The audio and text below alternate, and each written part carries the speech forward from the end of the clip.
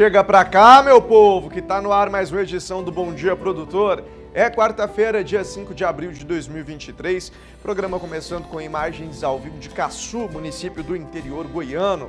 Nesse momento o céu está claro e a previsão é de sol com poucas nuvens pela manhã e muitas nuvens com pancada de chuvas isoladas no período da tarde e da noite. Também há probabilidade de trovoadas ao anoitecer. Temperatura mínima de 20 graus e a máxima de 31 graus. A gente abre mais um dia aqui no canal do Boi, levando para você as melhores informações do agronegócio. E nesta edição do Bom Dia Produtor, vamos falar sobre os preços dos ovos de galinha no período de quaresma. Quem optou pela proteína ao invés do peixe percebeu que os valores estão disparando com a chegada da Páscoa. E ainda, o tema governança ambiental, social e corporativa, representado pela sigla em inglês ESG. E o assunto tem ganho força entre organizações que têm projetos de expansão e abertura ao mercado e internacionalização. Boas perspectivas impulsionam a safra de amendoim neste ano em São Paulo. O clima foi favorável e a expectativa é aumento de produção. E ainda, a Confraria da Carcaça Nelore promoveu em Santo Antônio da Platina, no Paraná, um dia de campo com orientações para a produção de carne de qualidade no Brasil. Cotação, atualização de mercado, as melhores informações e bons negócios. Você, meu amigo de casa, já sabe. Tudo isso e muito mais informação é só agora, no Bom Dia Produtor.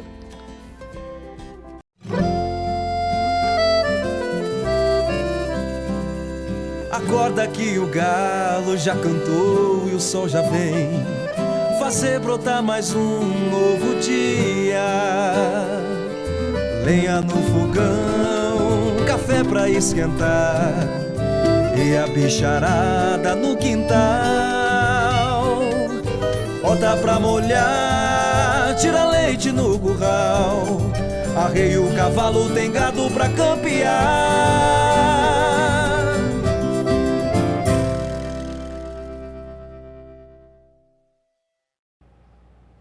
São 8 horas e 5 minutos pelo horário de Brasília. Muito bom dia para você que está chegando aqui na nossa programação.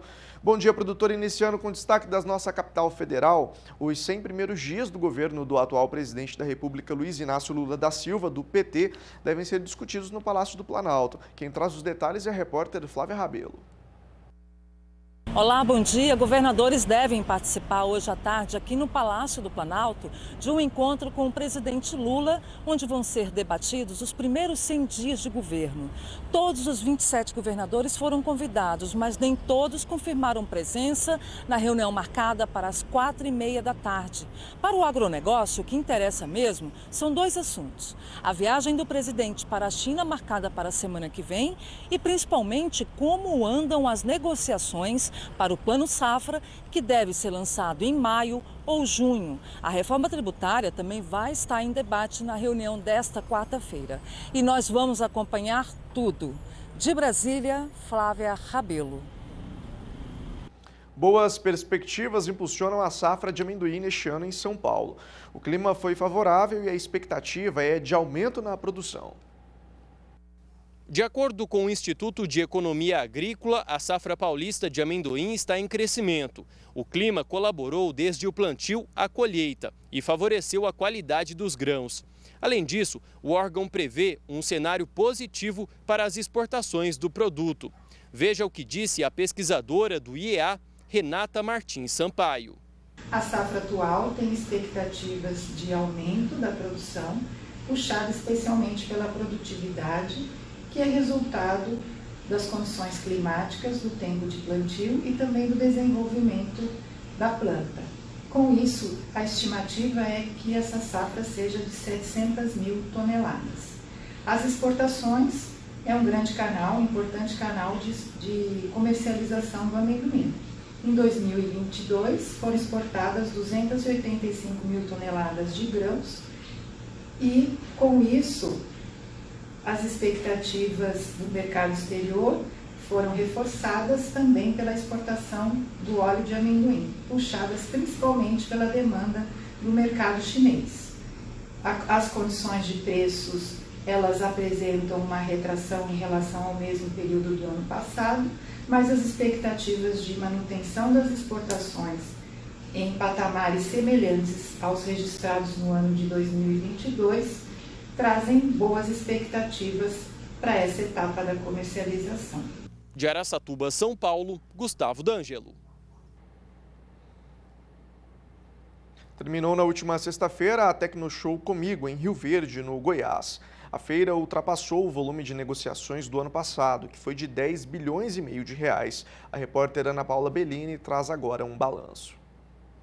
A Tecnoshow 2023 superou o próprio recorde de movimentação financeira e de público.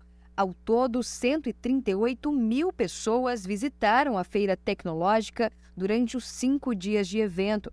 Pessoas e empresas de todas as partes do país. A importância da Tecnoshow levar o nome de Rio Verde não só para o nosso país, mas também a outros países, como tivemos dessa feita visita de representantes de embaixadas de vários países do mundo. O impacto da Tecnoshow ele acontece em toda a sociedade rioverdense e nós podemos registrar isso começando pelo aeroporto, com cerca de 250 pousos e decolagens que aconteceram somente de segunda até hoje, sexta-feira. É um número muito expressivo, então aqui a gente costuma dizer que está acontecendo congestionamento de avião, e isso é representativo daquilo que é a pujança desse município, e muito em função agora da Tecnoshow nessa semana. Esse ano a Tecnoshow trouxe ainda mais novidades, mais inovações tecnológicas e soluções para o campo e para o produtor rural. E na sua 20ª edição se consolida como uma das principais feiras agropecuárias do país, com uma expressiva movimentação financeira. Foram 11 bilhões e 100 milhões de reais em comercialização de máquinas, implementos, genética animal, veículos e insumos para agricultura e pecuária. O valor recorde surpreendeu até a própria organização do evento. A preocupação era realmente que os empresários iam conseguir fazer negócio com nossos produtores. Um conjunto de fatores contribuiu para que realmente a feira fosse um pouco melhor do que o ano passado em negócio, por um levantamento bem feito, cauteloso e responsável. Houve muitas vendas de negócios à vista em todos os setores e também alguns setores, alguns financiamentos que foram propostos.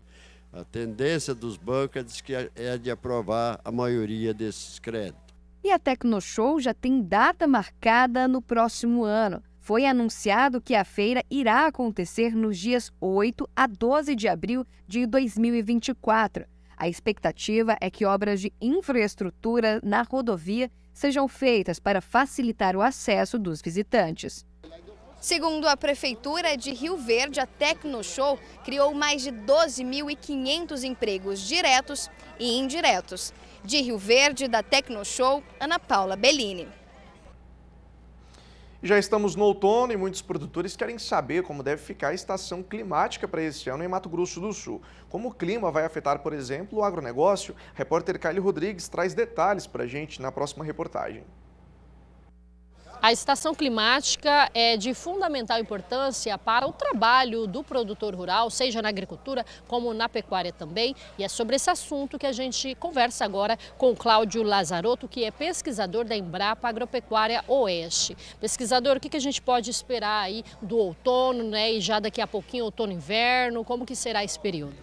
É verdade, nessa época do ano, entende, as preocupações já se voltam para a expectativa que é normal dentro da estação do outono, que é a redução do período de chuvas, que é encurtamento dos dias, que é uma queda na temperatura. Então, a preocupação tanto do produtor de grãos quanto do pecuarista é exatamente como é que vai ficar o clima nisso aí, porque isso reflete em produtividade, em crescimento da pastagem e engorda ou não do gado. Mas nós podemos dizer, em princípio, né, que há um período de tranquilidade, de normalidade climatológica, então não deveremos ter grandes anormalidades não, tá? Então o período é de uma expectativa de bom tempo, bom clima, boas condições de crescimento das plantas, quer seja pastagem, quer seja o milho, que é a principal cultura da época. E aí falando aqui então da região do estado do Mato Grosso do Sul. Mato Grosso do Sul tem, por um lado, o privilégio de estar localizado no centro do continente, então ele tem algumas influências que são descentralizadas e outras que não são por estar longe do mar. Mas Mato Grosso do Sul, por ser um importador de frio, nós não deveremos ter esse ano essa entrada de frentes muito intensas de frio, é o que nos traz a expectativa agora. É a principal preocupação, né, do produtor é sempre com a geada, então nós não deveremos ter um inverno com geadas muito intensas e talvez nem tenhamos ditas geadas. Isso é o que é uma boa notícia de uma maneira geral. Para os produtores de grão, que também estão do nosso interesse, nós em princípio estamos imaginando uma produtividade do milho altamente significativa, muito boa, tanto para o milho que é plantado mais cedo, como para o trigo que é plantado um pouquinho mais tarde. Então uma condição favorável, tá? Hoje nós somos de uma expectativa boa, muito grande, para o clima ser favorável para a agricultura e para a pecuária em Mato Grosso do Sul. Para finalizar a nossa conversa, deixa então alguma orientação especial assim para os produtores, né? Porque por mais que o ano vai ser bom, mas não pode descuidar. Não pode descuidar agora. Então, mesmo que já estejamos em cima da hora, etc e tal, nós estamos aqui exatamente na Dinapec mostrando uma série de tecnologias que são voltadas exatamente para reduzir os impactos das adversidades climáticas. A falta de chuva, o excesso de frio, a falta de retenção d'água no solo. Aqui estão as tecnologias para que o agropecuarista incorpore isso em seus sistemas produtivos e que nunca mais se preocupe com adversidades climáticas em Mato Grosso do Sul. Muito obrigada, viu, Lazarotto, pelas suas informações. Destaques importantes e que faz toda a diferença. De Campo Grande, Kaile Rodrigues. E agora está na hora de saber quais são os touros da semana do Genética BR. Quem traz as informações é o leiloeiro rural Gabriel Borges.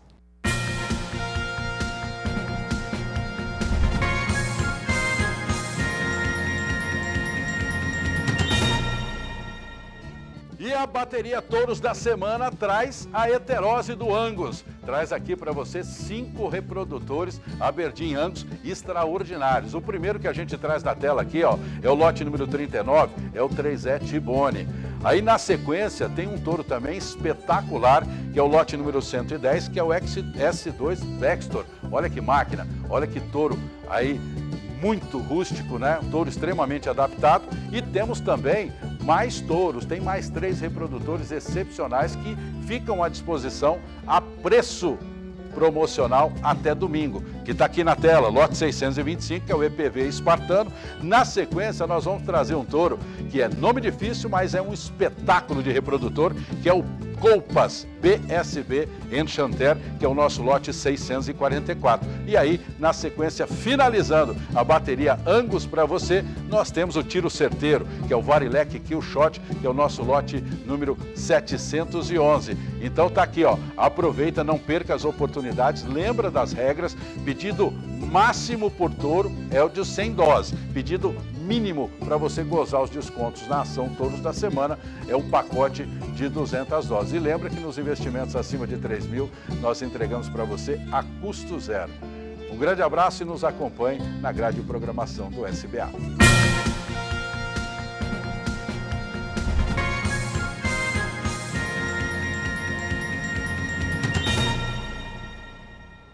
Vem comigo participar ao vivo do Bom Dia Produtor, enviando as suas dúvidas e sugestões de pauta no nosso número de WhatsApp. Está aqui na tela para você, 67998631001. Vou aproveitar para mandar um abraço para o Eliabe, que está direto da cidade do Formoso do Araguaia, acompanhando a nossa programação, junto com o pessoal do Hotel Golden. Um abraço para vocês, que o pessoal por lá está sempre ligado aqui no Bom Dia Produtor. Muito obrigado pela sua audiência. Inclusive, você aí de casa, se quiser aparecer aqui no Bom Dia Produtor também, aproveita para encaminhar uma mensagem nesse nosso número aí de WhatsApp, 67998631001. Estou esperando sua mensagem, viu? Vou para o intervalo comercial, daqui a pouco estou de volta destacando para você que o governo de São Paulo firmou uma parceria com o aplicativo de trânsito para emissão de alertas meteorológicos aos motoristas. É destaque aqui na programação, é claro que você não vai perder. Até já! Bom Dia Produtor está de volta, são 8 horas e 19 minutos pelo horário de Brasília. Está na hora de você conferir a análise de agronegócio. Hoje, João Pedro Cuti Dias fala sobre a situação econômica dos países que fazem fronteira com o Brasil e as tensões e expectativas quanto ao futuro do panorama político-econômico brasileiro. A Argentina, país que foi muito rico há 50, 60 anos atrás, hoje passa por uma situação extremamente complicada. As reservas de moeda estrangeira praticamente não existem mais na Argentina. já não pagou, deu um calote na dívida que deve para o Fundo Monetário e para outras entidades internacionais. Fica difícil a economia argentina se recuperar. O mesmo acontece na Venezuela. Mesmo com a riqueza do petróleo, mesmo com toda aquela abundância de recursos naturais, a economia venezuelana patina, a inflação muito alta, o povo acaba indo embora, já tem milhões de venezuelanos esparramados por toda a América do Sul, procurando um espaço para viverem, para trabalharem. Qual a diferença do Brasil? O Brasil não passa, nesse momento nós estamos entrando num regime mais ou menos igual ao que acontece na Argentina e o que acontece na Venezuela, com populismo, com promessas que não vão ser cumpridas, com uma máquina pública que vai inchar de tanto apaniguados que vão ser colocados nela, e uma preocupação do governo em gastar, não preocupado em desenvolver o país, crescer o país. Esse mês de março, o Brasil fechou com 10 bilhões de dólares na balança comercial. Nós temos uma reserva muito grande, mais de 350 bilhões de dólares. Por quê? Porque a economia brasileira, nos últimos 4 anos, funcionou. Com pandemia, com Covid, com sei lá o quê, funcionou. Vocês do setor do agronegócio, produzindo soja, milho, frangos, bovino, enfim, uma gama imensa de produtos que nós fornecemos para atender a mesa do brasileiro e para exportarmos. O Brasil, hoje, 800 milhões de pessoas no mundo comem produtos que saem do Brasil, sejam carnes, sejam grãos. Então, o risco que acontece é que quando esses populistas assumem o comando do país, eles não têm nenhum compromisso com o futuro, têm compromisso em tentar se reeleger na próxima eleição. Eles não estão preocupados em ver o que acontece no setor produtivo e atuar em cima disso para que as empresas investam, ampliem a produção, gerem mais emprego. Eles não fazem isso, eles estão preocupados com a próxima eleição. A eleição que vem vai ser a eleição dos municípios. O PT tomou um ferro nos últimos anos muito grande, vai querer recuperar algumas capitais, vai querer fazer isso, e aí custe o que custar, seja o gasto público que precisar, vai ser feito. Só que a economia não aguenta isso. Só que a economia depois vem a resposta. Você vai ter mais inflação, você vai ter mais desemprego, você vai ter menos investimento. Então tudo isso é resultado desse regime de esquerda que infelizmente na América Latina tomaram conta. A preocupação que tem o setor produtivo aqui no Brasil é que não seja cumprida a legislação, não se respeite a terra que é produzida, que se permita as invasões. Esse pessoal, todo eles vai procurar criar legislações absurdas que não poderão ser cumpridas, enfim, é um desastre o que eles fazem isso. Tem um estado do Brasil, que é Roraima, que é vizinho à Venezuela, não tem nenhum representante desses partidos. Não é nem o governador, nem senador, nem deputado federal, não existe, porque eles veem o que acontece na Venezuela, eles sentiram na carne o que acontece com um povo quando é massacrado por esses regimes. Essa é uma lição que o Brasil vai custar caro para aprender. E no dia 15 de abril, às 14 horas, pelo Agrocanal, você confere o leilão da origem Jacamim. Oferta de 100 touros Nelore PO com realização da Ricardo Nicolau Leilões. Isabela Borges, do Terra Pecuária, traz os detalhes na próxima reportagem.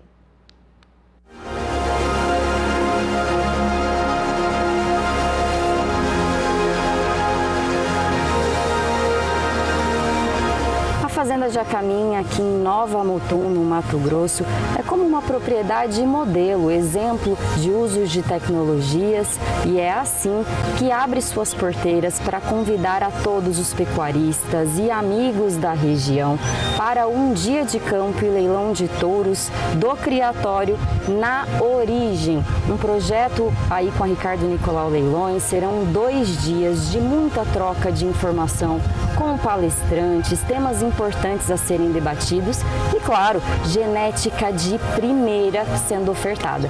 Marcos, queria que vocês falassem um pouquinho sobre como que vai funcionar a programação desses 2 dias. Luísa, nós estamos querendo fazer um dia de campo voltado à genética, ao melhoramento genético em todos os sentidos. Então estamos convidando o pessoal dos programas que participamos, estamos convidando todas as centrais de SEMI que são parceiras da Jacamim, que tem touros nossos já contratados. Quem está organizando tudo é a Roberta Gestalda, junto com a equipe dela da Melhora Mais. A gente quer justamente tentar colocar nos piquetes a amostra de todo o trabalho nosso. A Fazenda Jacamim desafia o nosso rebanho para a precocidade sexual faz mais de 10 anos. Então nós queremos estar mostrando para eles novilhas que emprenharam agora na nossa estação precoce, queremos mostrar a geração passada que pariu e já está prenhe de novo, trazer os programas para falar sobre a importância da DEF3P, qual que é a importância dessa precocidade sexual e muito mais. O primeiro dia ele vai contar aí com a participação de palestrantes dos programas do Geneplus Embrapa, ANCP, PMGZ, também tem um time aí da Melhora Mais. E no outro dia, para fechar com chave de ouro, Miguel Cavalcante aqui na Fazenda. A Roberta vai fazer uma apresentação do projeto, né? Então, assim, é um time de peso aqui, né, no Mato Grosso, bem pertinho de todo mundo. Acho que realmente para todo mundo se esforçar e vir participar, né? É isso aí, é um dia de campo diferente na pecuária nossa do Mato Grosso. A gente quer trazer aqui justamente aquele pequeno, médio produtor que às vezes não tem oportunidade de estar saindo aqui da região, às vezes não frequenta lá as grandes exposições, quer dar a oportunidade desse produtor estar vindo aqui, assistir em loco as grandes pessoas que fazem a nossa genética hoje no Brasil. E a batida do martelo, o Motorama. Olha, é o creme brulee. Aqui atrás a gente tem alguns touros, né, Marcos?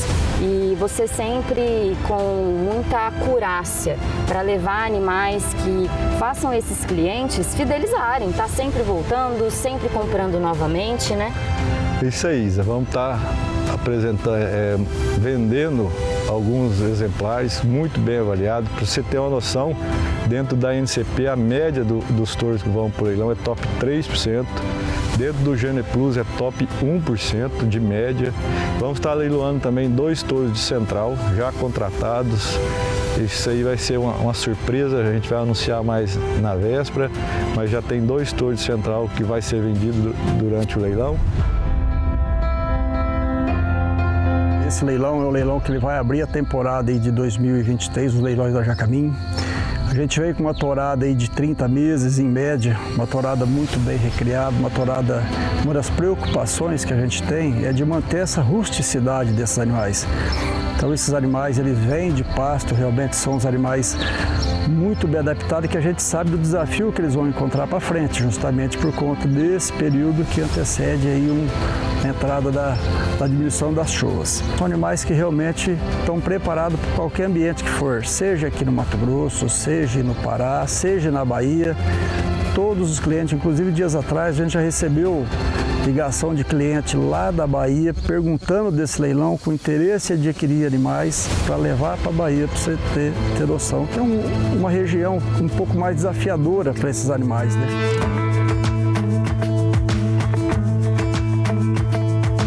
Animais bem desenvolvidos, animais funcionais, com bons DEPs em ganho de peso, com um materno muito bom, né? Que isso é muito importante. Uma carcaça boa, uma carcaça frigorífica excelente e o racial que é a cara da Jacamim. E me diz uma coisa, o que podemos falar sobre o temperamento desses animais? Para fechar o gado no curral, um vaqueiro consegue fechar, não tem dificuldade. O manejo com eles é fácil, porque eles são um gado dócil, então não tem dificuldade para você trabalhar com eles. E quem vai fazer o convite hoje sozinha é ela. Tati, fica o espaço para convidar todos os amigos aqui do Terra Pecuária que estão nos assistindo. Convidamos a todos para acompanhar conosco no dia 14 e 15 de abril, dia de campo e leilão Fazenda Jacamim na Origem.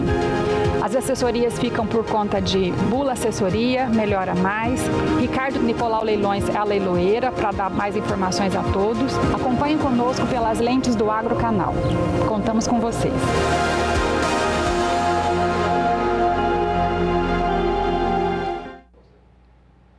O governo do estado de São Paulo firmou parceria com a plataforma Waze para emissão de alertas meteorológicos aos motoristas. Informações com Gustavo D'Angelo. Os motoristas aqui de São Paulo agora podem contar com uma nova ferramenta para se locomoverem de forma mais eficiente no trânsito. É o acesso a alertas de pontos de alagamento nas vias do estado no aplicativo Waze. A medida é fruto de uma parceria do governo paulista por meio da Coordenação Estadual de Defesa Civil e o aplicativo. O alerta aparecerá para os condutores que utilizam o Waze caso eles tentem atravessar uma área inundada. Dessa maneira, ele poderá escolher se quer mudar a rota ou continuar dirigindo no mesmo trajeto. Em São Paulo, o Centro de Gestão de Emergências da Defesa Civil é o responsável por abastecer a central do aplicativo com as áreas de incidência de chuvas, o que permite aos usuários serem alertados automaticamente se o trajeto selecionado estiver com risco de inundações. Dessa maneira, os motoristas poderão acompanhar as informações de emergência sobre as rotas afetadas por excesso de precipitações na tela do celular. De Araçatuba, São Paulo, Gustavo D'Angelo.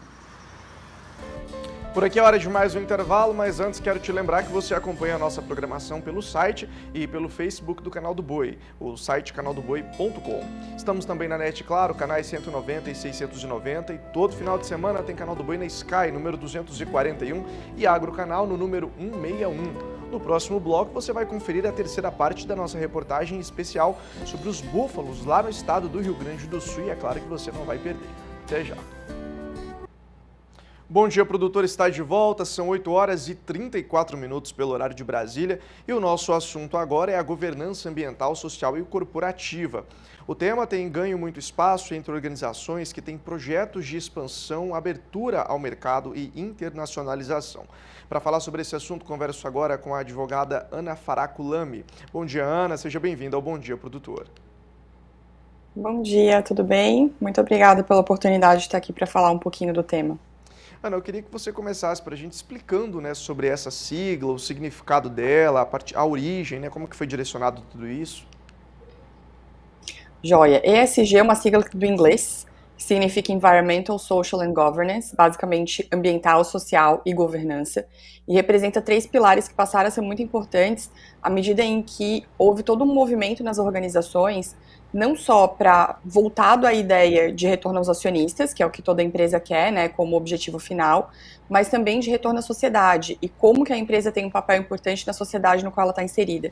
Então, o environmental, né, o ambiental, seria compromisso com algumas pautas ambientais, e normalmente as pessoas associam isso a crédito de carbono, por exemplo, mas existem outras iniciativas que podem ser implementadas no sentido de confirmar esse compromisso. O social é o posicionamento dentro da comunidade na qual a empresa está primando por criar empregos e também buscando iniciativas sociais dentro da organização, principalmente diversidade e inclusão. E, finalmente, a governança é uma estrutura que não tenha poder centralizado, então que você tenha um poder distribuído entre as pessoas de modo que você não dependa de pessoas, mas sim tenha uma estrutura orgânica que possa ser autossustentável.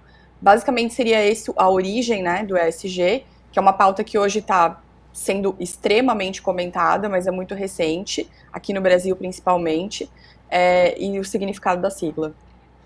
Seria possível buscar um alinhamento com a pauta ESG sem precisar começar por algo que demande uma maior complexidade, como a implantação de um programa de compliance, a estruturação de um conselho ou até a criação de uma ferramenta de crédito de carbono? Com certeza. Na verdade, todas as sugestões que você deu, todas as possibilidades que você deu de ESG, elas já são um pouco mais avançadas, né?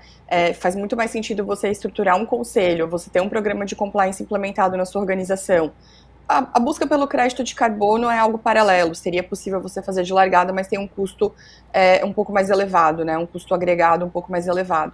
Então, a gente sempre sugere às organizações que querem implementar pautas de social e ambiental, principalmente, que comecem dentro de casa, então com projetos de reciclagem, com projetos de horta coletiva, com projetos voltados à igualdade no ambiente de trabalho, por exemplo, recrutamento às cegas, sem que haja um direcionamento do recrutamento a partir de gênero, incorporação de pessoas com necessidades especiais na estrutura da empresa para atividades administrativas.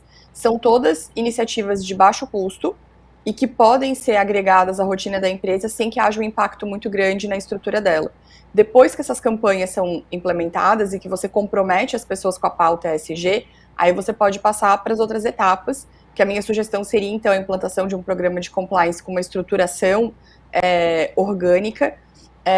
Você não precisa ter um conselho para que você tenha governança corporativa, né?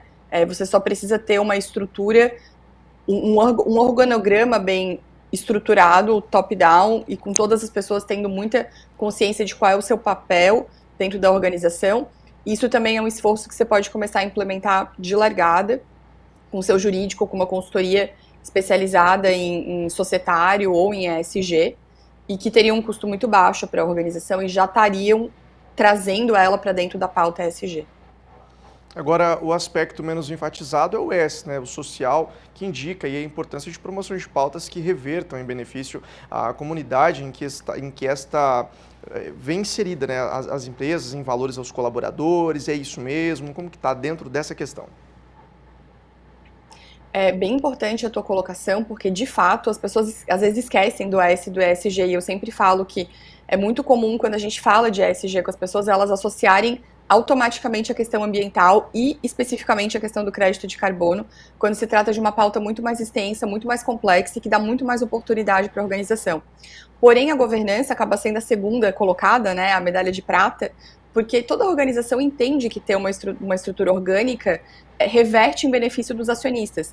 Então, é algo que acontece naturalmente nas organizações, não é algo que precisa ser tão pensado. E é interessante porque a pauta social talvez seja uma das mais fáceis e menos custosas de implementar, para você ter essa aderência ao tema e à pauta ESG, e de fato as pessoas não têm, talvez, essa preocupação. Porém, existem organizações muito focadas na pauta social. A gente trabalha, por exemplo, para uma empresa do setor de energia que recentemente fez uma sala de amamentação dentro do ambiente corporativo e tem uma campanha de dar para mulheres durante o período de licença, inclusive promoções, as mulheres têm sido promovidas durante o período de licença maternidade, que é mais extenso que o período de licença normal. Todas essas são pautas sociais que agregam um valor gigantesco, que fazem o colaborador se sentir extremamente pensado, ou seja, melhora a performance do colaborador no ambiente de trabalho e tem um custo muito baixo para as organizações. Então, o S do ESG é uma pauta sensacional para ser desenvolvida em primeiro lugar, porque ela vai estar atendendo a necessidade do que é mais importante na empresa, que é o time, que é justamente quem é a força motriz para fazer a organização rodar. Agora, existem algumas iniciativas aí que podem ser conduzidas tanto no campo, diversidade, inclusão, tema e matriz dos objetivos, dos objetos, né, de desenvolvimento sustentável na igualdade de gênero e também na redução dessas desigualdades? Com certeza. As ODS, que são uma iniciativa da ONU, elas são muito associadas ao tema ESG. E a ODS número 5, eu acho que é a diversidade e inclusão, é uma das mais sustentadas globalmente no sentido de implementação de práticas ESG. No campo é interessante porque a gente sempre associa a atividade de campo a uma atividade preponderantemente masculina. Então, a incorporação de mulheres, principalmente em cargos importantes dentro da estrutura da organização, são confirmações da pauta ESG e estariam também atendendo os Objetivos de Desenvolvimento Sustentável, né, as ODS da ONU, com alguma facilidade, né? Basicamente, você teria que pegar mulheres que estão na sua cadeia, na sua estrutura e que já têm uma maturidade que possam ser incorporadas em cargos de liderança, incorporar mulheres em atividades que talvez sejam preponderantemente de homens, principalmente engenheiras. Então, a gente vê algumas organizações, por exemplo, de construção civil e engenharia, para as quais a gente teve a experiência de trabalhar, que elas fazem campanhas, por exemplo, de patrocínio a jovens que querem ser engenheiras, então fazem toda a preparação dessa jovem para vir para o mercado de trabalho. Isso seria uma coisa que teria um fit perfeito com o agronegócio, né? Você poderia fazer um exercício muito semelhante às grandes empresas do agro, que têm essa preocupação, e como você falou no início da entrevista, por que isso agrega valor, né? Não se trata só da entrega. A entrega é maravilhosa, é muito legal, e é o resultado mais bonito do ESG. Mas, acima de tudo, a pauta ESG, a cada dia que passa, vai se tornar mais uma exigência de grandes corporações por conta de cadeia de fornecimento. Então, na Europa, por exemplo, tem uma lei nova que deve sair até o final do primeiro semestre desse ano, que exige que todas as empresas tenham rastreamento de matéria-prima. Ou seja, as empresas brasileiras que exportam para a Europa já vão ser impactadas por essa normativa nova, e a implantação de esforços de ESG neutraliza a dificuldade, né? Faz com que você consiga aderir a essa norma e todas as outras que vão surgir em decorrência dela, porque a gente sempre vê que a Europa é precursora no tema de ESG e tudo que vem de lá acaba se espalhando para o resto do mundo. Esses são alguns países da Ásia que têm alguns parâmetros de governança corporativa e ética nos negócios diferentes, pelo perfil do país, mas Europa e as Américas é quase um processo orgânico e um fluxo que acontece naturalmente. Então isso deve vir para cá muito em breve. Por isso que começar a se adaptar tanto para as empresas que já estão no mercado estrangeiro, quanto para aquelas que têm a intenção de estar no mercado estrangeiro, eu acho que é uma preocupação bem bacana de planejamento estratégico. E todos esses esforços que eu listei e exemplifiquei já trazem um fit para a pauta ESG. Olha, agora um ponto bastante interessante é a relação, né, do tema Fome Zero com a agricultura sustentável. Existe um diálogo com o S do ESG? Com certeza, com o S e com o E, na verdade, né? Porque toda vez que você fala de sustentabilidade, você está falando de ambiental, você está falando de uma agricultura sustentável, uma agricultura autogerida e que tem um impacto menor para o meio ambiente, para a comunidade na qual ela está inserida. Então, todos os projetos Fome Zero vão ter fit com 2 pontos do ESG. Aí o valor, né, agregado de você ter esse tipo de iniciativa na sua organização. Bom, a gente vai caminhando para o final da nossa entrevista, mas eu queria, Ana, que você fizesse para a gente uma avaliação geral sobre a governança ambiental, social e corporativa. Surpreendentemente, no Brasil já existe uma preocupação bem importante. Então, os últimos relatórios publicados por grandes organizações que fazem pesquisa empírica quanto à aderência a temas de ESG mostram que o Brasil já tem desenvolvido uma preocupação bem estruturada com pautas ESG, e o Brasil não teria como ser diferente porque é um país que tem uma agricultura pujante, que tem uma pecuária pujante, que tem uma economia muito rica. Então, grandes corporações vão querer fazer negócio com o Brasil ou vão precisar fazer negócio com o Brasil, porque a gente tem muita matéria-prima, a gente tem muito insumo, né, para grandes países, para poder alimentar as pessoas do resto do mundo. E vocês que são do agro sabem disso melhor do que ninguém. Então eu acho que é um caminho sem volta e que os empresários do ramo do agronegócio já têm se preocupado com isso de uma maneira bem importante. Eu acho que a minha ideia aqui é mais fomentar a importância do tema para aqueles que ainda não foram despertados, né? Que ainda não viram nisso algo importante, tanto em termos de sustentabilidade quanto de crescimento. E é uma oportunidade de crescimento para aquelas empresas que têm o interesse de se inserirem no mercado internacional e, acima de tudo, no mercado nacional também terem um impacto positivo reputacional da marca delas e do posicionamento delas de mercado. Eu acho que o ESG veio para ficar, é um tema que, por mais que a gente está ouvindo mais agora, e é engraçado, todas as reuniões que a gente entra com CEOs e fala do tema ESG, já está na pauta de todos eles, já está no radar de todos eles, porque em grupos de gestores, esse é um tema que tem sido muito discutido, né? Então eu acho que é uma questão de tempo, e as empresas que não se ajustarem, que não buscarem se encaminhar para uma estrutura um pouco mais ESG, podem acabar ficando para trás. Tá certo, Ana, obrigado pela sua participação aqui no Bom Dia Produtor. Eu que agradeço. Ótimo Muito obrigada a vocês. Obrigada. Obrigada, igualmente. Tchau, tchau. Bom, e por aqui a gente dá sequência no Bom Dia Produtor. Destaco para você que a Confraria da Carcaça Nelore promoveu em Santo Antônio da Platina, lá no Paraná, um dia de campo com orientações para a produção de carne de qualidade no Brasil. O evento, muito prestigiado, foi na fazenda da família de Abelardo Lupion, titular da marca Nelore Beca. Um dia de campo para mudar a forma de pensar a criação de gado Nelore no Brasil. Assim, a Confraria da Carcaça Nelore reuniu cerca de 400 pessoas, entre criadores, técnicos e representantes de entidades ligadas à pecuária nacional de diversas partes do país, com um único e exclusivo objetivo: transformar a raça-mãe do rebanho brasileiro em um modelo de produção de carne de qualidade. E nos superamos, unidos pelo mesmo ideal. Nossa trajetória foi marcada por grandes eventos e reuniões em busca do aprimoramento da raça Nelore e do crescimento da pecuária brasileira.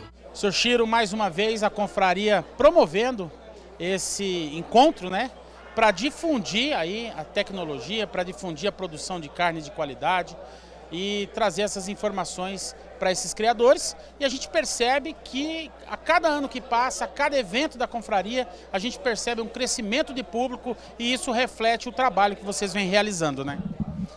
Ô Zé, é importante, o que nós estamos fazendo é importante. Primeiro que nós estamos focados em produção de carne de qualidade, mas junto com isso, você tem a AOL, foco no AOL. Foco no AOL, para quem engorda boi, é dinheiro no bolso. Essa é a diferença, Zé. E cada vez que nós estamos falando, mais gente está ouvindo isso e aderindo a isso. Então, quando você vê crescimento dos eventos nossos, é em função dessas coisas. Que nós estamos falando, olha gente, o Nelore tem qualidade excepcional. Nós estamos falando de uma carne de qualidade onde tem aroma, tem o perfume, tem a maciez, suculência, tudo isso. O nosso Nelore é imbatível. Mas, quando nós estamos falando da mensagem que a AOL é importante, nós estamos falando, ó aqui, ó cara, vai sobrar mais dinheiro no seu bolso, presta atenção. E isso tem sido maravilhoso, essa mensagem tem sido passada. Mensagem, diga-se de passagem, muito bem transmitida por quem entende do assunto. Responsável técnica por esse sistema de produção, a doutora em qualidade de carne bovina Liliane Sugizawa é a base de toda essa mudança de conceito.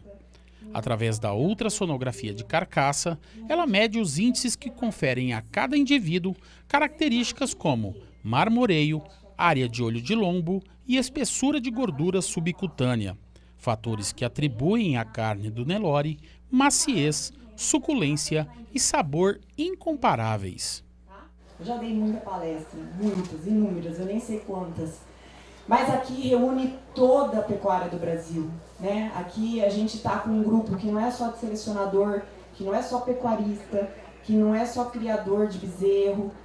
Tem gente aqui que faz a comercialização da carne, tem gente aqui que faz cruzamento, tem gente aqui que trabalha só pasto.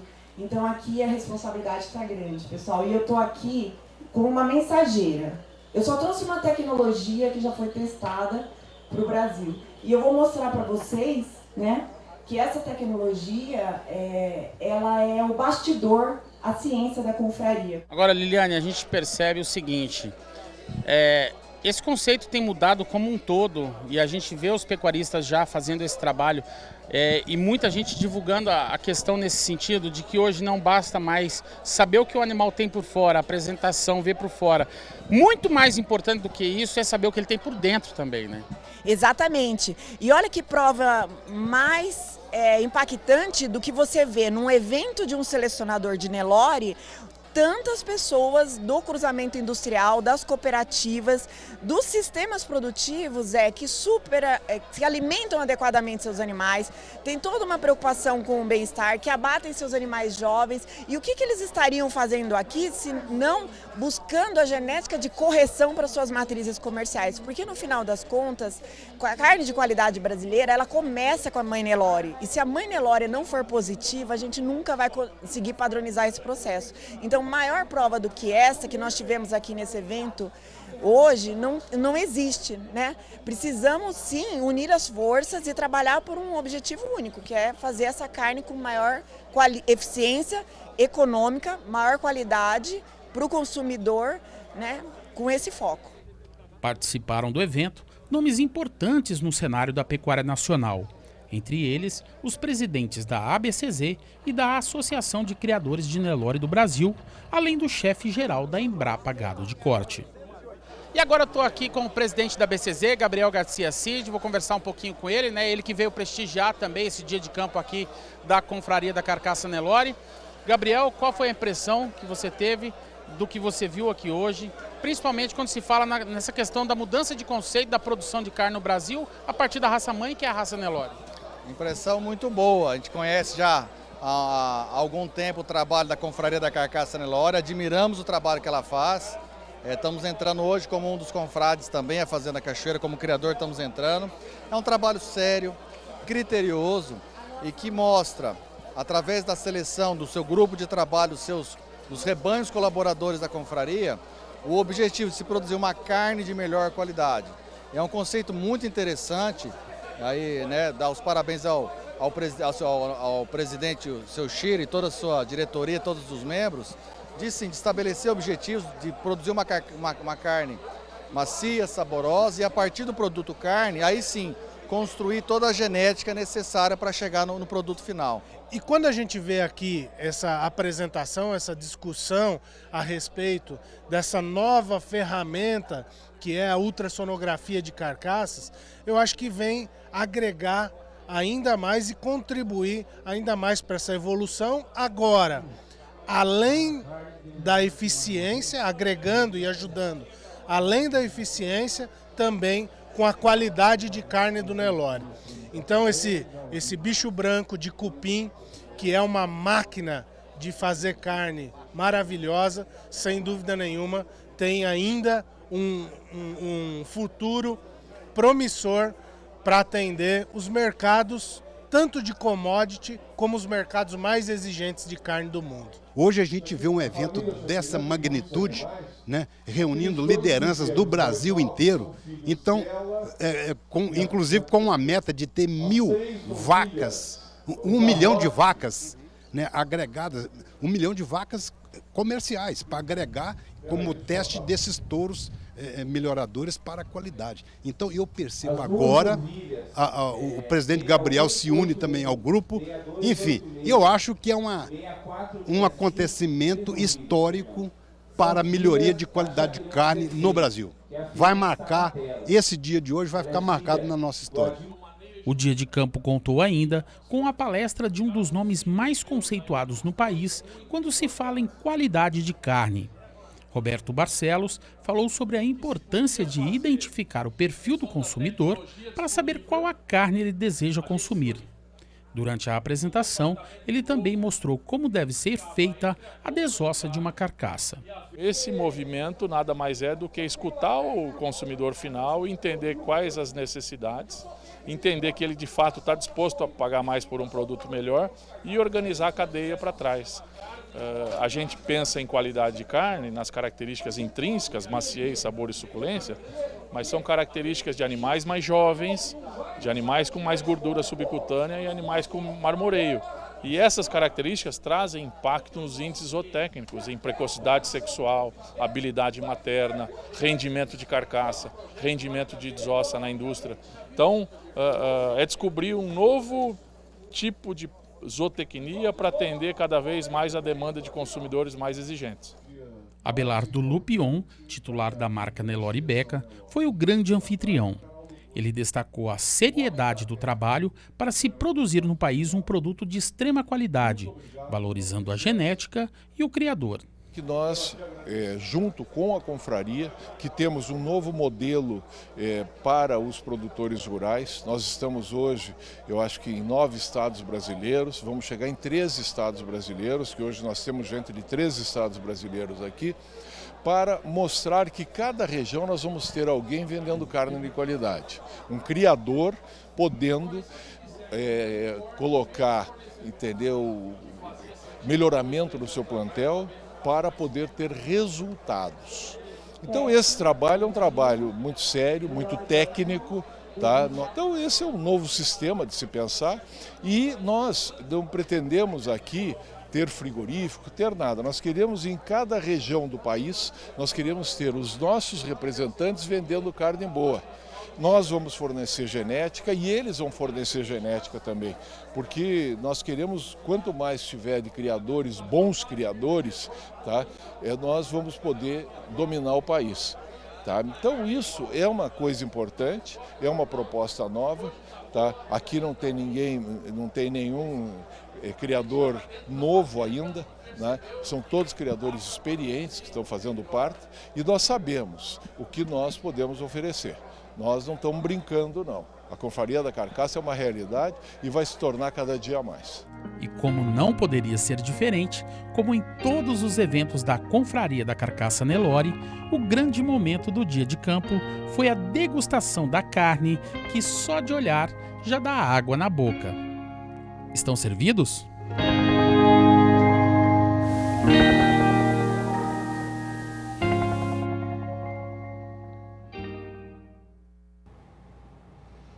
Você vê agora a nossa reportagem especial sobre os búfalos do Rio Grande do Sul, que chega em sua terceira parte. A equipe gaúcha partiu para a região metropolitana de Porto Alegre para mostrar a produção de leite de búfala. Partimos da morada dos búfalos e seguimos para a Grande Porto Alegre. Estivemos em Gravataí, Glorinha e Alvorada. Todo esse percurso para mostrar para você a produção de leite, laticínios e a carne de búfalo. Neste episódio, estivemos na Cabanha da Herdade, descobrindo tudo sobre o leite de búfala.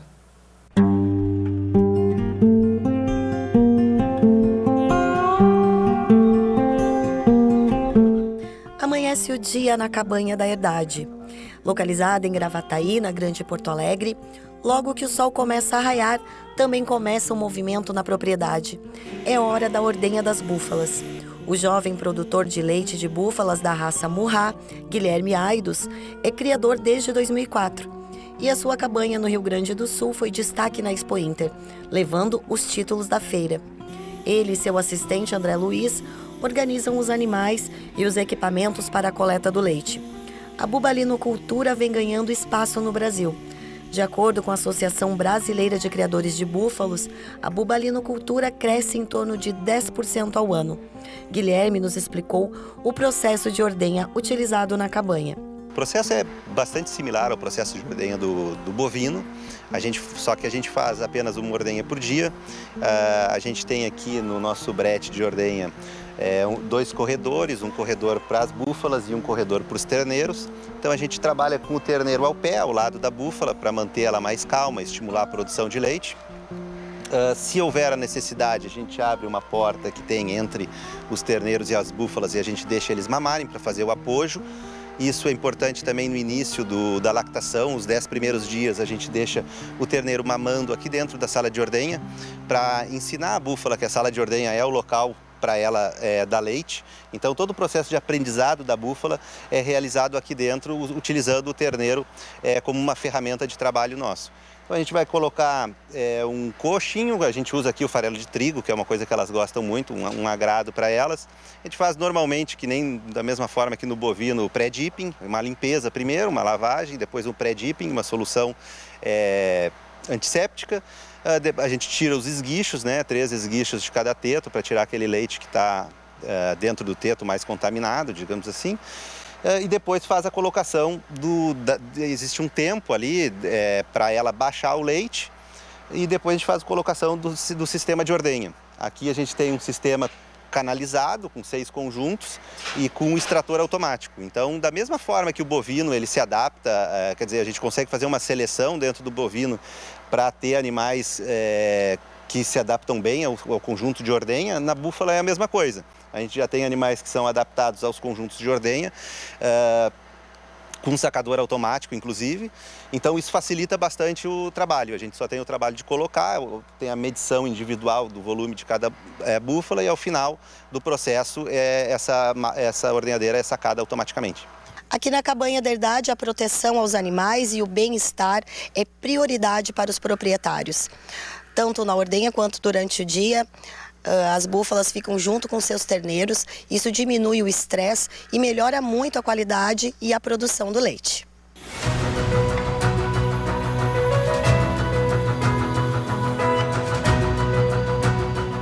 Diante do manejo oferecido às búfalas na Cabanha da Herdade, o que se vê são animais dóceis e fáceis de lidar, mesmo soltos no campo.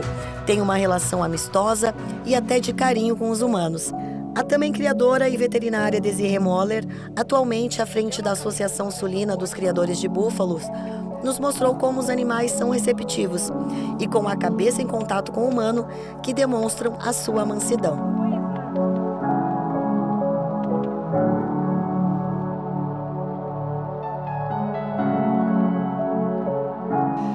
Não tem como não se encantar num todo, né? Desde a parte sanitária quanto o manejo. Então, quando a gente trabalha no campo todos os dias, é um animal muito mais fácil de manejar comparado ao bovino. E na questão da rentabilidade, lá na fazenda a gente tem uma média de natalidade de 85%, 87%, o que é bem a campo nativo, com monta natural. São fêmeas que produzem um terneiro por ano ao longo de 20 anos, diferente de uma vaca bovina que vai produzir 5 terneiros ao longo de 8. Então, da facilidade do manejo, né? São animais mais fáceis de manejar. A questão da parte sanitária, né? Tu vê que são animais que são limpos, com ausência de carrapatos, são dóceis quando bem manejados. Quando não são bem manejados, o búfalo é um animal que pode atacar pessoas, mas naturalmente a gente consegue fazer esse manejo com terneiros novilhos ao campo.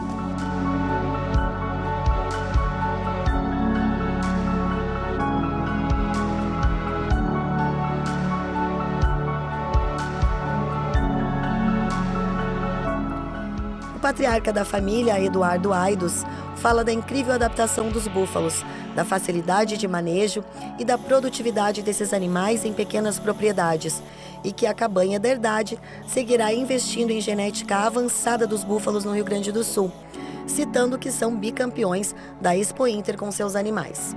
Temos 26,8 hectares aqui e o búfalo se adaptou perfeitamente. Então, nós passamos a examinar todas as qualificações desse animal, a facilidade desse manejo, a produtividade do animal, produtividade de carne, produtividade de leite.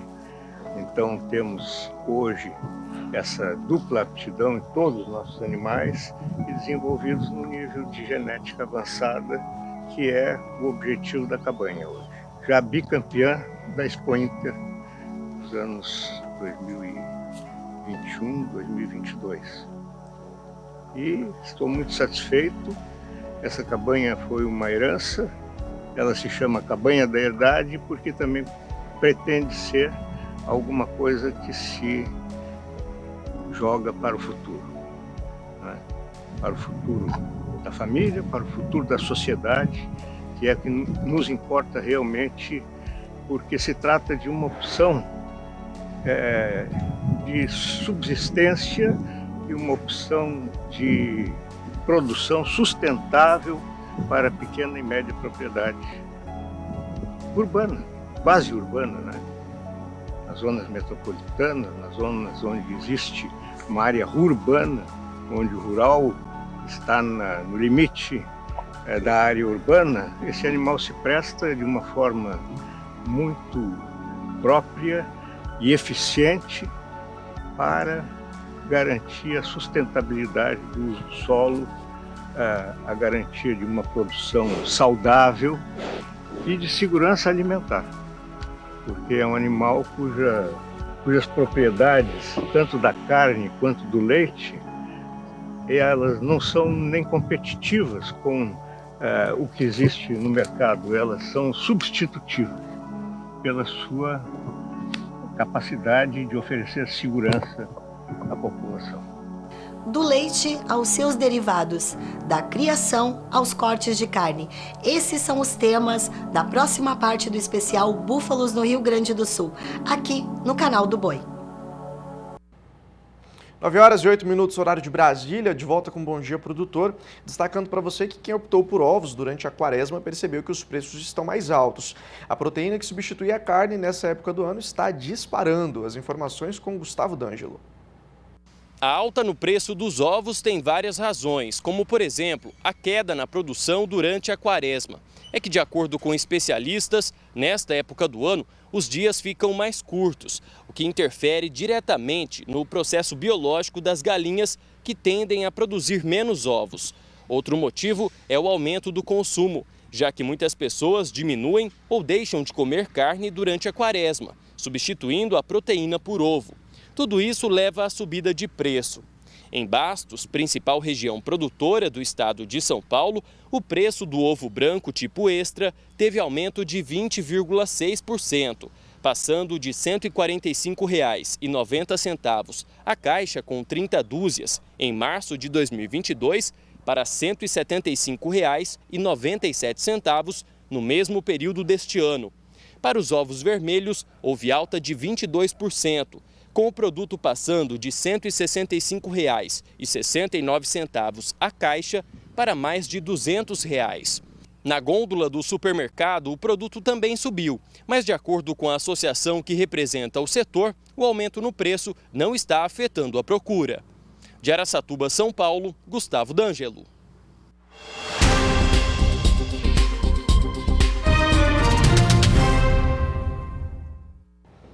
Agora é hora de conferir a previsão do tempo para todo o Brasil com a Julian Marques no Agroclima. Julian, é com você.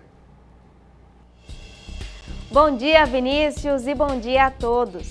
Uma nova frente fria se aproxima do sul do país e o tempo promete ficar mais friozinho na região. A temperatura cai no sul do país, depois da passagem da frente fria e também da mudança da direção dos ventos que passam a soprar do quadrante sul, levando até mesmo um ar mais frio para a região. A máxima é de apenas 25 graus em Porto Alegre nesta quarta-feira. Enquanto isso, o calorão persiste na maior parte do país, com máxima de 28 graus no Rio de Janeiro, 29 em Aracaju, 26 em Brasília e 30 em Belém. Olha só, a partir do dia 5, a previsão indica chuva mais abrangente no sul. Os maiores acumulados devem acontecer no Nordeste gaúcho. Inclusive, em Porto Alegre, tem volumes em torno de 80 milímetros, não se descartando o risco de transtornos.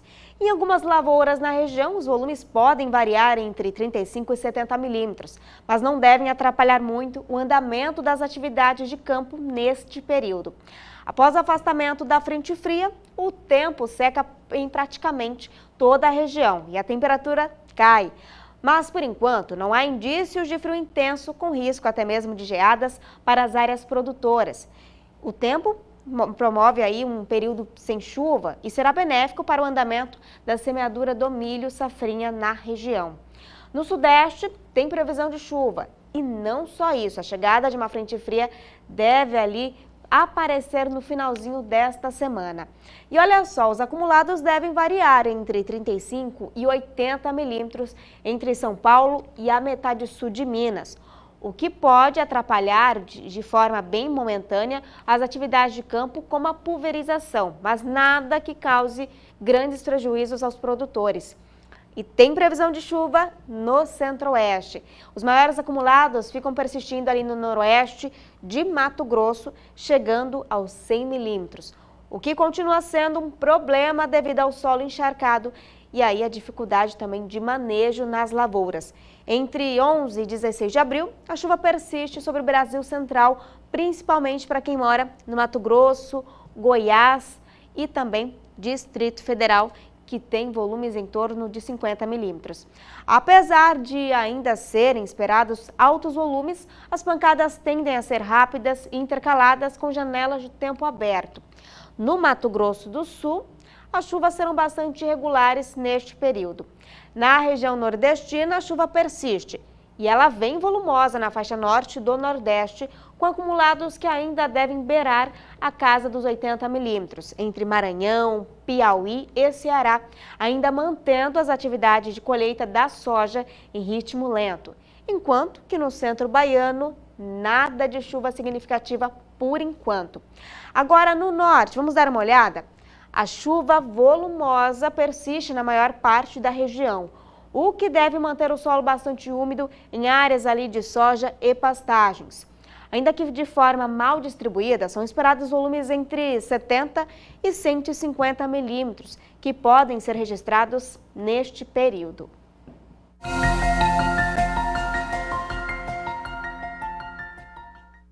E agora, chegou a sua vez aqui no Agroclima. E hoje a previsão do tempo vai para o Aurélio Souza, de Ipatinga, Minas Gerais. Aurélio, muito obrigada por acompanhar o nosso programa. Olha só, tem chuva hoje e nos próximos 3 dias. Acompanhada até por trovoadas e volumes significativos. A máxima desta quarta, 30 graus e a mínima, 20. Vamos dar uma olhada nesta outra previsão. Olegário Falqueto, de Afonso Cláudio, Espírito Santo. Olegário, também agradeço sua participação por aqui, viu? Por aí tem chuva hoje e nos próximos 3 dias, ainda com trovoadas e com média ali de 5 a 10 milímetros diários. Máxima hoje 27 graus e a mínima 17.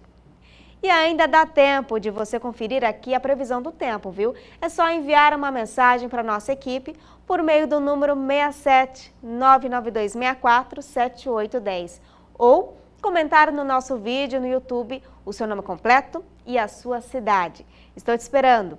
Até amanhã.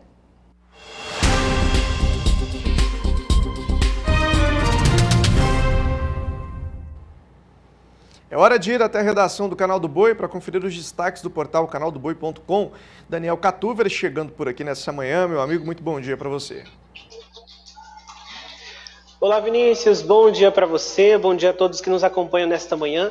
Trago aqui 2 assuntos que estão em destaque no nosso portal de notícias nesta quarta-feira, Vinícius. O primeiro é sobre a aprovação do reajuste para preços mínimos do café e da laranja.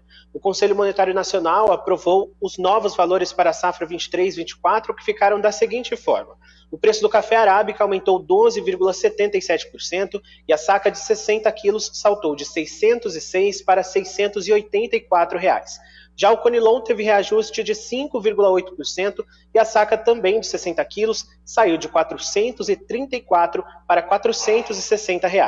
Quanto à laranja, os preços mínimos foram regionalizados, com destaque para o Rio Grande do Sul, por conta do diferencial do sistema de produção do estado gaúcho. Os detalhes você confere no portal de notícias do Canal do Boi, sba1.com, canaldoboi.com.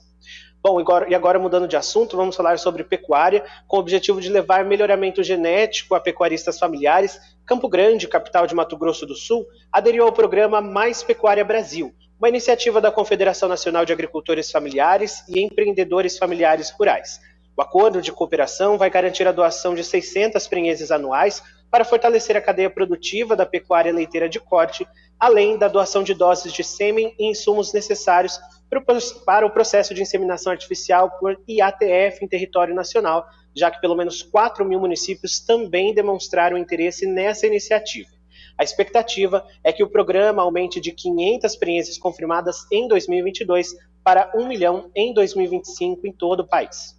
Vinícius, é isto. Outras informações estão disponíveis no nosso portal de notícias, sb1.com, canaldoboi.com. Uma ótima quarta-feira para todo mundo. Até mais.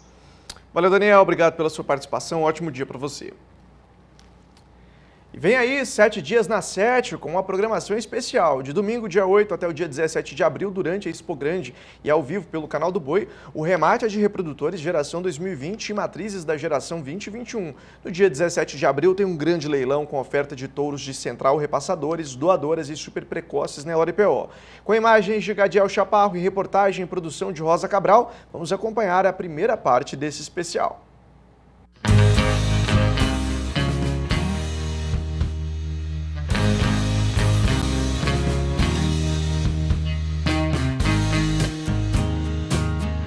Você é nosso convidado para ficar com a gente nos Grandes Criatórios, 7 estrelas, patrimônio genético. Vamos falar de ultrassonografia de carcaça, melhoramento genético, das super precoces, da confraria da carcaça e do mais novo contratado de uma central, um touro super jovem e que promete muito para o mercado.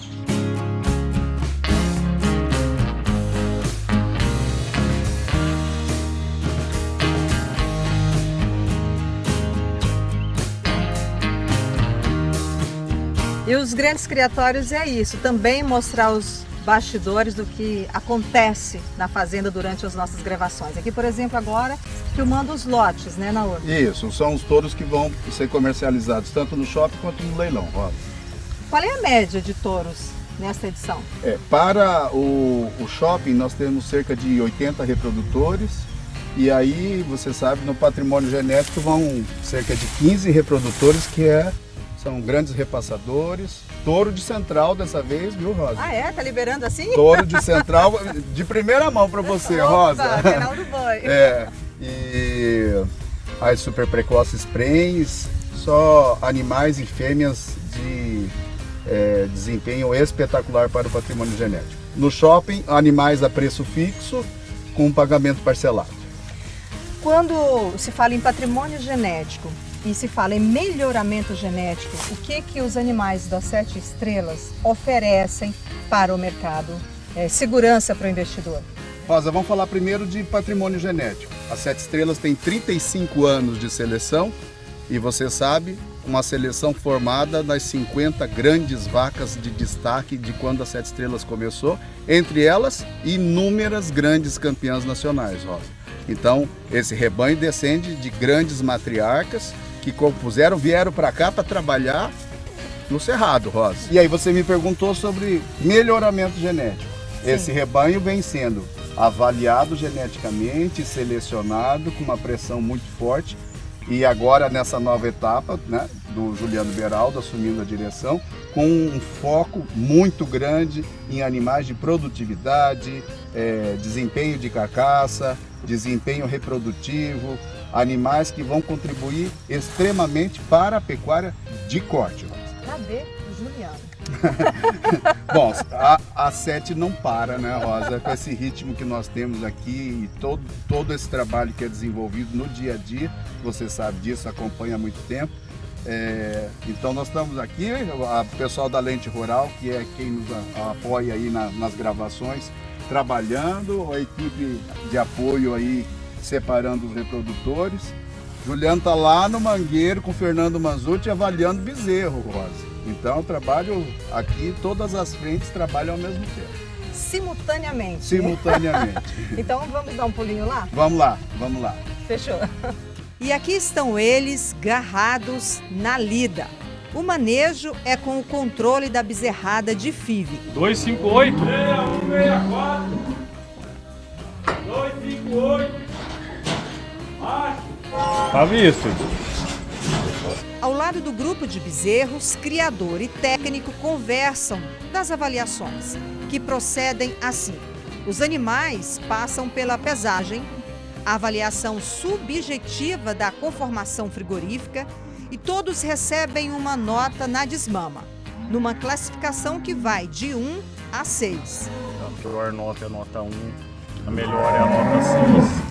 Distribuída na curva de Gauss, então você tem uma distribuição onde você tem percentuais diferentes para as notas, né, para diferentes notas, e a gente tem com isso daí um apoio na seleção dos animais, onde a gente procura não só a parte de DEPs dos animais, né, as avaliações de DEPs, como também corrigir essa parte de conformação frigorífica, onde a gente quer animais em um frame mediano, com maior profundidade de costelas, volume de musculatura. Então é um auxílio, é mais uma ferramenta, que é a ferramenta olho, né, visão, além das outras que existem, né, que a gente pode citar a genômica, pode citar provas de DNA, DNA e outras ferramentas, mas é a ferramenta olho auxiliando essa parte de DEPs na seleção dos animais, onde a gente vai escolher os animais que vão servir para ficar no rebanho, os animais que serão descartados do rebanho por ter um menor desenvolvimento, uma menor nota de conformação,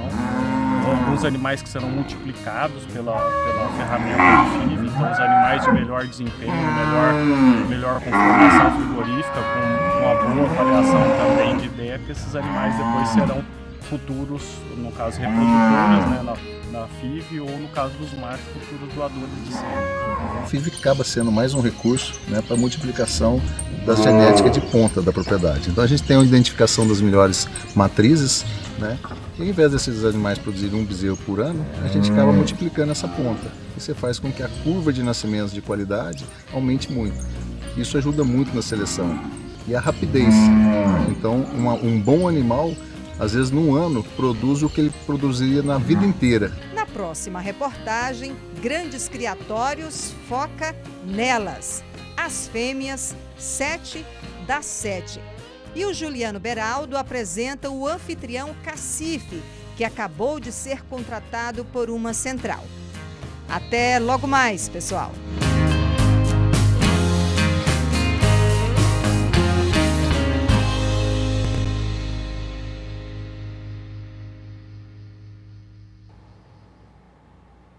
O mercado de trabalho no agronegócio está cada vez mais formalizado, ou seja, cresce no setor e no número de trabalhadores com carteira assinada. É o que apontam pesquisas da Fundação Getúlio Vargas e do CPEA, da Universidade lá do estado de São Paulo. Vamos até lá então para saber mais informações com Walter Puga Júnior. Emprego informal no setor do agro está diminuindo, Puga. Bom dia para você. Bom dia a você, bom dia a todos. Está diminuindo assim rapidamente. Bom, para alguns pesquisadores isso ocorre até de maneira paulatina, vamos dizer assim, né? Paulatinamente, devagar. Mas o fato é que o mercado de trabalho no agronegócio está ficando mais formalizado, embora as vagas sem carteira assinada continuem a ser predominantes no campo, tanto dentro como fora da porteira. Nos últimos 3 anos, o agronegócio brasileiro gerou quase 360 mil empregos formais e encerrou mais de 15.400 vagas informais, aquelas vagas de contratação temporária, sem registro em carteira, né? É o que aponta um levantamento do Centro de Estudos do Agronegócio da Fundação Getúlio Vargas, a conhecida FGV Agro, que elaborou um trabalho a partir dos dados observados na Pesquisa Nacional por Amostra de Domicílios Contínua, que é feita pelo IBGE. No período de análise da FGV, entre 2019 e 2022, né, a taxa de formalidade de registro em carteira no agronegócio subiu de 38,4% para mais de 40%.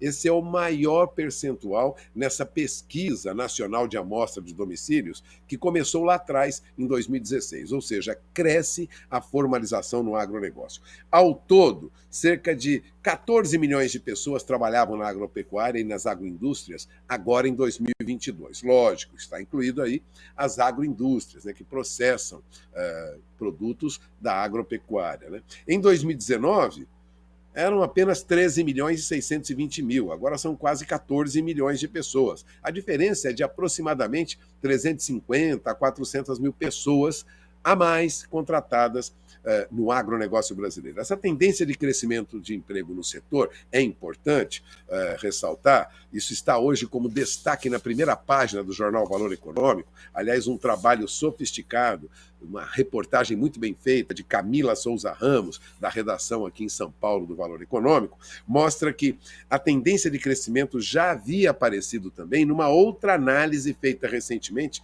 pelo CPEA, aquele Centro de Estudos em Economia Aplicada, lá da Universidade de São Paulo, né, da Escola Superior de Agricultura de Queiroz, que também cruzava dados daquela relação anual de informações sociais e da Pesquisa Nacional por Amostragem de Domicílios, né? Ou seja, o estudo mostrava lá no CPEA que o número de trabalhadores do setor era ainda maior, chegava a se aproximar de 19 milhões de pessoas, ou seja, 2,7% mais do que em 2021. É uma boa notícia? É. Lógico, a formalização do trabalho, seja no campo, seja na agroindústria, é muito importante. Como lembrava Alexandre Filiolino, né, ele é sócio da MB Agro, ele diz que hoje, por exemplo, existe muita dificuldade para encontrar operador de máquina. Tem um rouba-rouba de funcionários da empresa, né? A percepção das empresas do agro é de que produtores rurais, e de produtores rurais em geral, é de que falta mão de obra no campo. Isso ocorre? Ocorre. Mas veja bem, Felipe Serigati, professor, pesquisador da FGV Agro, não descarta a possibilidade de que, em algum momento, a entrada de novas tecnologias provoque um efeito contrário, substituindo a mão de obra por máquinas. Afinal de contas, a tecnologia invade o campo. Agora, antes de encerrar esse assunto, eu gostaria de lembrar que os empregos formais, carteira assinada, crescem na agricultura. E crescem bastante, mas não crescem tanto na pecuária, né?